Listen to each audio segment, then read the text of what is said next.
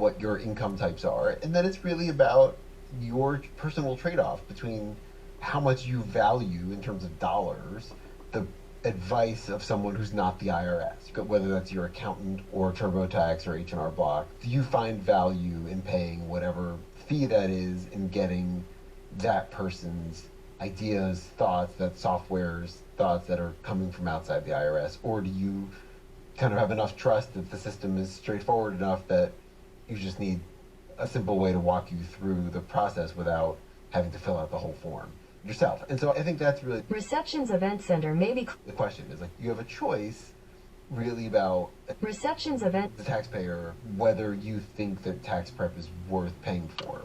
And you've always had that choice, right? Like there have been these free options that are out there before. The IRS is now making this additional one available. That's WSJ reporter Rich Rubin. And that's it for your Money Briefing. This episode was produced by Ariana Osperu with supervising producer Melanie Roy. I'm J.R. Whalen for the Wall Street Journal. Thanks for listening.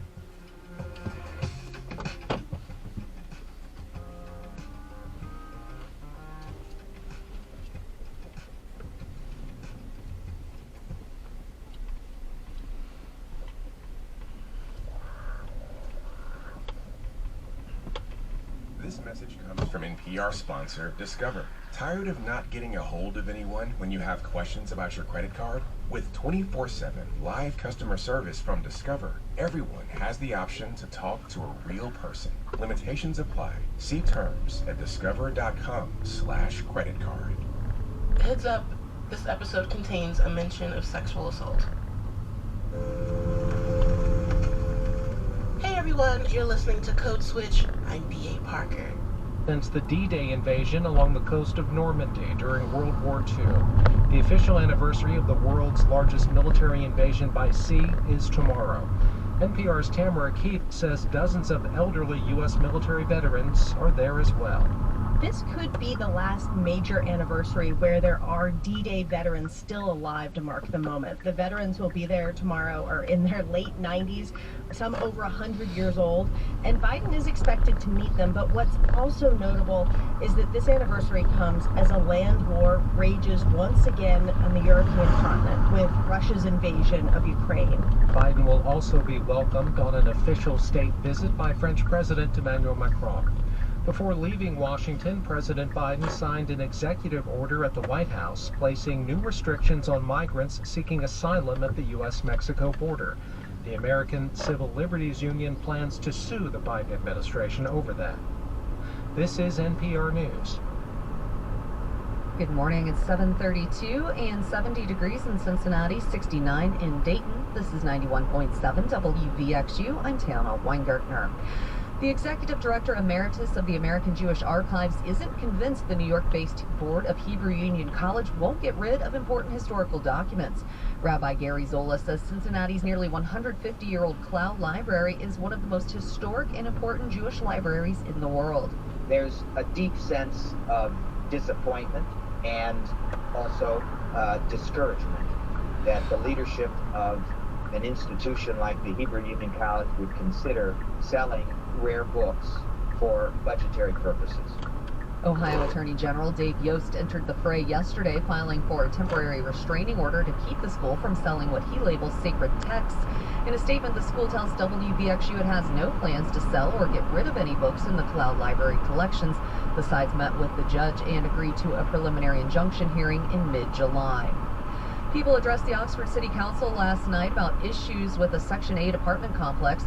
Residents told council members the Parkview Arms apartments are in disrepair, with people living with bugs, mold, faulty appliances, and other maintenance issues like flooding. They say the apartment managers are unresponsive. The vice mayor says the property has been a high drain on police, fire, and EMS resources, too. The city manager encouraged tenants to call HUD about the issues. He noted the complex is due to be inspected by the city this year and is supposed to be inspected annually by HUD. Cincinnati leaders are looking to narrow the gap in home ownership for minority families. Derek Dansby is co-founder of Own Black Cincy, a two-day symposium that will feature government officials, lenders, nonprofit leaders, and realtors to help families through the home buying process. Dansby says the holistic approach is what sets the event apart. one of the big things that makes this so special is that we're doing all of this with all of our housing partners all at the same time to eliminate any accessibility issues. Only about a third of Black Cincinnatians own their own homes compared to about 3/4 of white Cincinnatians. The symposium will start with panel discussions on June 28th and continue on June 29th. Both days are at the Cintas Center. This is WVXU.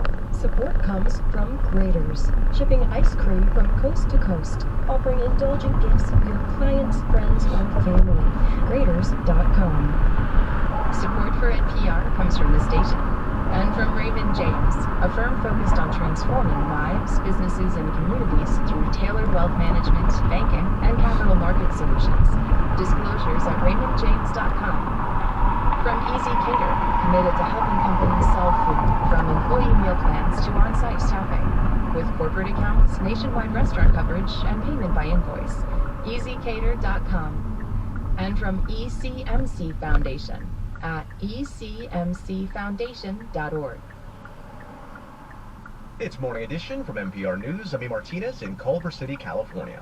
And I'm Michelle Martin in Washington, D.C. Good morning.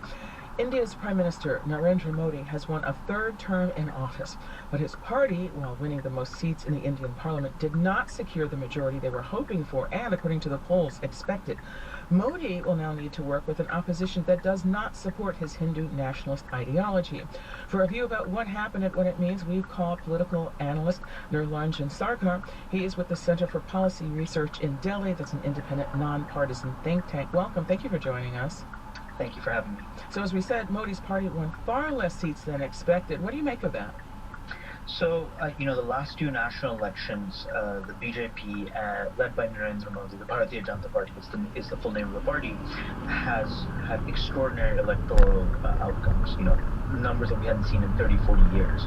282 seats in 2014, 303 seats in 2019. 272 is the majority mark. And so we all sort of imagine the BJP led by Narendra Modi would receive those kinds of numbers again. But actually they fell to around 240 seats by themselves. They are going to require coalition partners in order to form government, and that's sort of the discussion that is underway today. So, I think we're familiar here in the U.S. with the way that Modi has cracked down on any public criticism of his leadership. I am curious if you think that approach contributed to the results that we saw.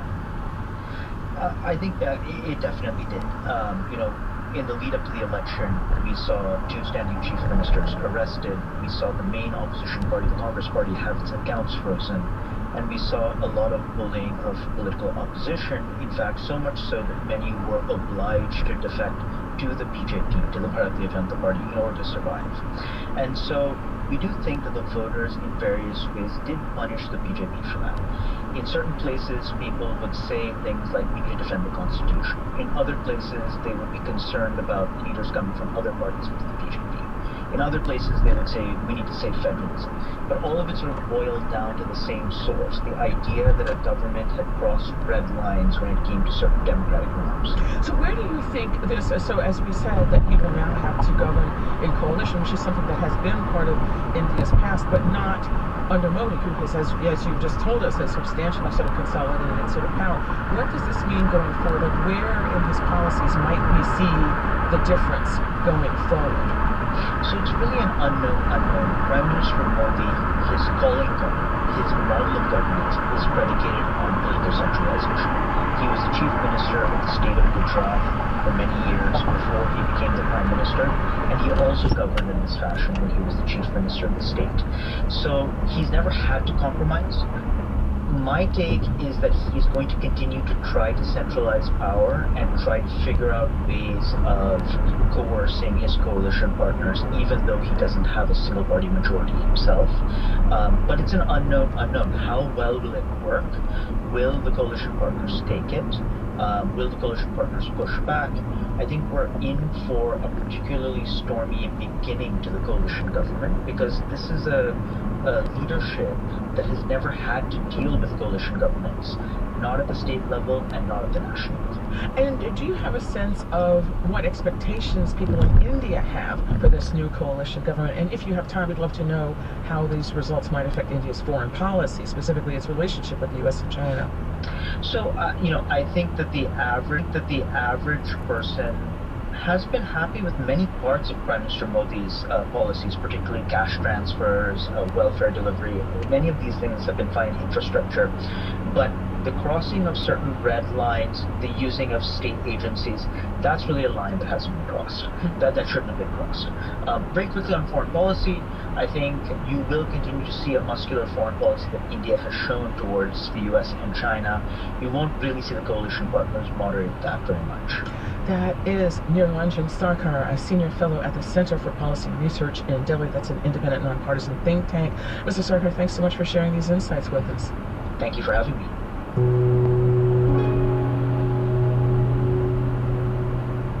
Antibiotics don't treat or cure COVID. They don't help, and yet during the pandemic, COVID patients were given a lot of them. New research shows that overuse of antibiotics has had a lasting impact on superbugs in hospitals.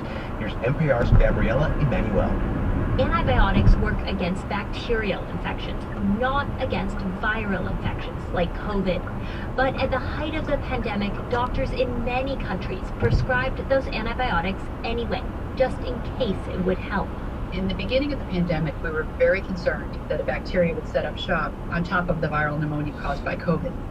And because of that, we overused antibiotics. Helen Boucher is Dean of Tufts University School of Medicine and studies antimicrobial resistance. At the same time, the people who helped to ensure that we use antibiotics the most appropriately were called away from their jobs to focus on caring for COVID patients. Now the results are in.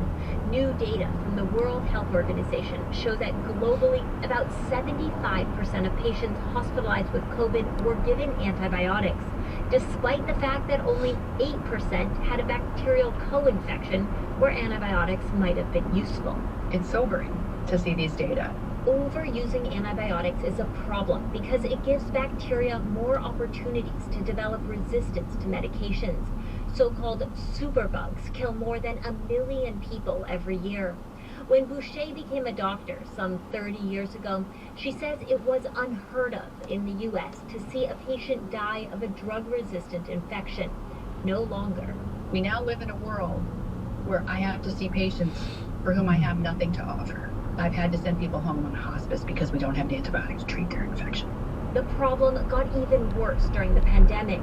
Superbug infections in hospitals shot up more than 30%. And now preliminary data from the National Institutes of Health show that even as the pandemic fades, antibiotic-resistant infections remain stubbornly elevated.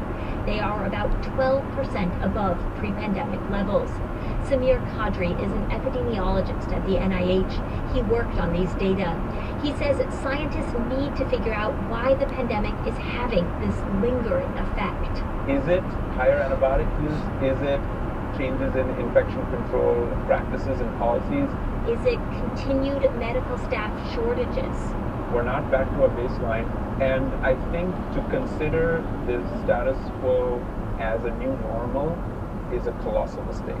Kadri says patients' lives are on the line if the world can't rein in the superbugs that were unleashed in the pandemic. Gabriela Emanuel, NPR News.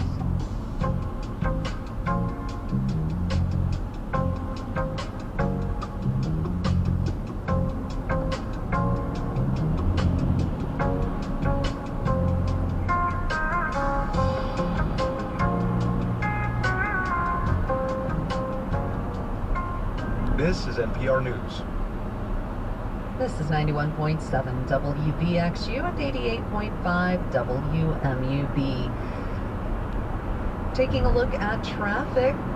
There's a broken down vehicle on the right shoulder, northbound 7175 approaching Turfway, southbound 7175 approaching Mount Zion Road, and a wreck Elberon Avenue at Mount Echo Park Drive.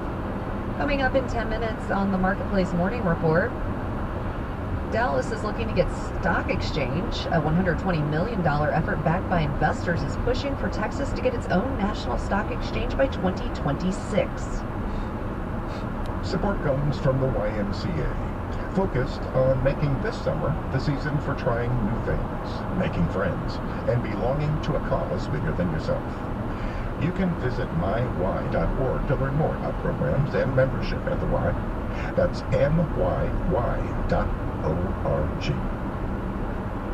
From 9, first warning weather, a few showers and an isolated storm possible during your morning commute. Today, mostly cloudy with scattered afternoon storms, a high of 80. Clouds decreasing tonight with humidity starting to drop as well, a low of 63. It's 70 in Cincinnati, 69 in Dayton. Support comes from New Life Furniture Bank in partnership with the Ohio EPA. New Life Furniture Bank helps drive positive change, saving over 500 tons of items from landfills every year. Their mission? To collect and deliver gently used furniture to turn houses into homes for families in need. To learn more or schedule a furniture donation for pickup, visit nlfurniture.org. Hey, what up, y'all? It's Deuces, your host and creator of the Art of Series, a multimedia series comprised of episodes that translate our journey of a deeper dive into understanding the world of creators and entrepreneurs through immersive experiences with documentary-like visuals, original music, music videos, and in-depth conversational podcast pieces. But it's safe to say this is more than a podcast. With Cincinnati Public Radio, listen wherever you get your podcasts or at cinradio.org. Deuces. Support for NPR comes from this station and from Ooma, a cloud-based phone service for any size business with an automated virtual receptionist, video meetings, and other features to connect to customers and coworkers anywhere at ooma.com/NPR. From Bank of America, offering access to resources and digital tools designed to help local to global companies make moves for their businesses. Learn more at bankofamerica.com/banking-for-business. And from the listeners who support this NPR station. Today from the Ohio Newsroom, school consolidation. Today from the Ohio Newsroom takes you around the state, connecting you with news and neighbors from all over Ohio. I'm Claire Roth. Public schools across the state are grappling with years of enrollment declines. With aging buildings and fewer students, some districts are closing schools. Districts say it's necessary, but families say it hurts their students, and how to do it right is complicated. Member station WOSU's Ali Bugrinsik reports. At a meeting of the Columbus Board of Education last month, third grader Jackson Landis made a plea. I love my school and I don't want to see it close. For some of my classmates, school is their only safe space. Sometimes the only place they can get a bite to eat. Even as the city of Columbus's population has nearly doubled since the 1970s, its school district has lost more than half of its students. Now, with aging buildings and not enough bodies to fill them, the district is talking about consolidation. Columbus Superintendent Angela Chapman says underutilized buildings are expensive. We are spending more of our financial resources on facilities, operations, and maintenance of buildings than we are on instruction. She put together a volunteer group of community members that over a few months looked at a number of factors. Chief among them, student enrollment and building capacities and conditions. In May, the group suggested closing up to 20 of the district's more than 100 buildings. But families and teachers don't trust their process. They've shown up in force at community meetings asking if things like safety and academic achievement were factored in. The huge number of students from Siebert Elementary School took a field trip mid-school day to attend one meeting. Parents and school faculty cheered and encouraged the kids, then turned their frustrations on district staff and volunteers. We all have to understand how wild it is to have made these decisions without speaking to or talking to or seeing the facility. The elephant in the room, that $98 million levy that was passed. Oh, yeah. We passed that thinking that you all was just going to fix our schools and let our children be. Voters passed that levy last November. The district says the best way to use the money is to cut the fat and invest more in the buildings that remain. Vladimir Kogan is a professor of political science at Ohio State University who studies education policy. He says Columbus isn't the only district facing these problems. So yeah, this is happening nationwide. Enrollment decline has been stark in urban areas. Kogan blames shifting demographics, families moving to the suburbs, and the growing number of alternatives to public schools, like charter schools and online academies. The pandemic only sped things up, And now pandemic-era federal funding is running dry, leaving schools with budgetary pain. It's worse for districts like Columbus and Cleveland. They boomed in the 70s and 80s before losing students. Now they have more buildings, sometimes way more buildings, than districts with similar enrollments. It's much harder to close school buildings when you start shrinking than it is never to open school buildings if you were never twice as big to begin with. Consolidating is painful. Students lose their home schools, and some faculty and staff lose their jobs. But it can also mean putting students in newer schools with better technology and access to more programs and extracurriculars. Kogan says districts have to weigh more than enrollment and building conditions as they make their decisions. You got to make sure that students whose school is closed are able to attend a better school. But graduating Columbus senior Josephine Impansa worries that moving kids, even to supposedly better schools, deprives them of connections with teachers and friends. She says that's something today's students can't afford after going through the pandemic. So to have a school shut down abruptly and then you have to be relocated, it's a price that a lot of kids have to pay, especially now. The superintendent's volunteer group is supposed to make a final recommendation this month. Then it'll be up to the board. But with continued community uproar, it remains to be seen which, if any, doors will be closed. For the Ohio Newsroom, I'm Ali Bugrinsik in Columbus. That's all today from the Ohio Newsroom. Tomorrow, we visit one neighborhood in Akron that's already been through school closures. We'll talk with you then. Welcome to Juneteenth Cincinnati Shows. I'm Vanessa Quirk of the Urban Roots podcast. Throughout June, we're sharing short stories on Ohio's abolitionist history. Today, we're going to New Richmond. So what we're looking at here is the homestead of the Parker family. Daniel Parker was an itinerant preacher. He was an abolitionist. That's historian Greg Roberts. The real force behind establishing the school was Daniel Parker's wife. They were concerned about educational opportunities for their growing family, which there were none. So they sent their eldest son, James, to college and started a small school. The goal was to teach his younger siblings. But other families around the area approached the Parkers and said, hey, we'd like to send our children to your school. The Parker family established a private academy in 1839. They called it the Claremont Academy.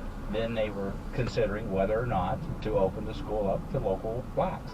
And they were advised that you do so, you'll win favor with God, but lose patronage. It did indeed lose white patrons, but they gained many black students, both free and escaped enslaved folks, who ended up in New Richmond thanks to its strong network of abolition.